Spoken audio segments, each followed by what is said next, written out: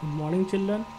I am going to start with the chapter Web Application Basics. Unit 2 Web Application Basics. Earlier it was the Unit 2, now it become the Unit 1. So I am going to start with this chapter, and the first session is working with accessibility option. So move to accessibility option. Session 1, working with accessibility option.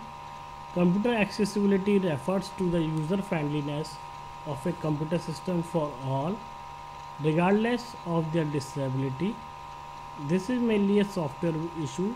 However, when a combination of hardware and software, it enables a person with a disability or impairment to use a computer.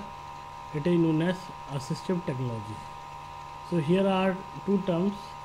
I am going to describe these two terms: computer accessibility and assistive technology. Computer accessibility means all can use computer with equal ease. With the help of some assistant, you can able to access the computer in a very handy manner. And assistive technology is the combination of hardware and software that helps to a disabled to use a computer. Assistive technology is the combination of hardware and software that helps to a user to use a computer. Means it is some setting that we have to do in the control panel, and with the help of those settings you can access the computer in a very handy manner. There are numerous types of impairment that impact computer uses. First of all, we know what is impairment. Impairment means the state of physical and mental condition, which means part of your body or brain does not working properly. So these are known as impairment, and different types of impairment are cognitive impairment and learning disability, visual impairment, hearing impairment, and motor or dexterity impairment. First one is cognitive impairment and learning disability, means big mental process. Visual impairment means inability to see due to partial blindness or complete blindness. Hearing impaired means user is not able to hear properly. And fourth one is related to the user who are not able to use the mouse and keyboard properly. Now how can you access the accessibility option, or how can you enable the accessibility option? So with the help of control panel you can access the accessibility option. Click start, click control panel, and then click accessibility option. You will find the accessibility option dialog box. Here the first tab is keyboard. In keyboard you found the sticky key option. So I am reading the definition of sticky key.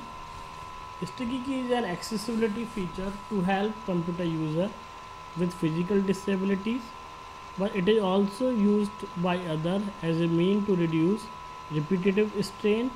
Sticky key allow the user to press and release a modifier key such as Ctrl, Alt, Shift or the window key, and have it remain active until any other key is pressed. So with the help of sticky key you can overcome the problem of pressing the combination key simultaneously. Means when a combination key like Ctrl or Shift is pressed, its effects will stick until you press the next key. So you need not to press both the keys simultaneously.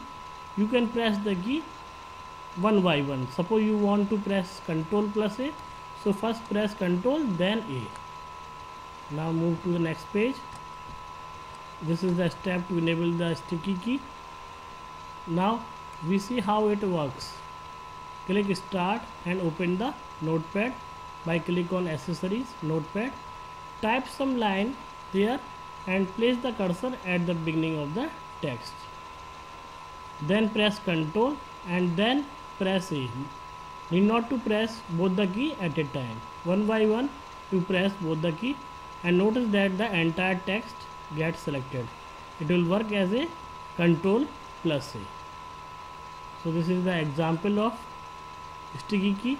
To disable sticky key, uncheck use sticky key option. So this is about the sticky key. Now the next topic is filter key. Filter key is a feature of Microsoft Windows. It is an accessibility function that tells the keyboard to ignore brief or repeated keystrokes, making typing easier for people with hand tremors. So this feature is useful when the user having a problem in their hand, not able to type properly, and it ignores the repeated characters also. So with the help of this setting, you can enable the filter key. Check use filter key, and in setting check ignore repeated key strokes. So this is the step for enabling the filter key option. After enable it, you can do the practice also. Start notepad and type some characters. You notice that the repeated characters are ignored. So with the help of filter key, you can type in a very easy manner. Next, toggle key. I am reading the definition. Toggle key is also a feature of Microsoft Windows. It is an accessibility function which is designed for people who have vision impairment or cognitive disabilities. When toggle key is turned on, computer emits sound cues. When the locking keys are pressed, a high sound is emitted when the keys are switched on, and low sound is emitted when they are switched off. So toggle keys are useful when the user have vision impairment or cognitive disability. Means the user is not able to see, or user having a weak mental process. So this toggle key is useful. When you press the caps lock, num locks or scroll lock, it will produce the sound. If you enable the toggle key, so it will produce the sound when you press the num lock, caps lock or scroll lock. So these are the steps to enable or disable the toggle key option.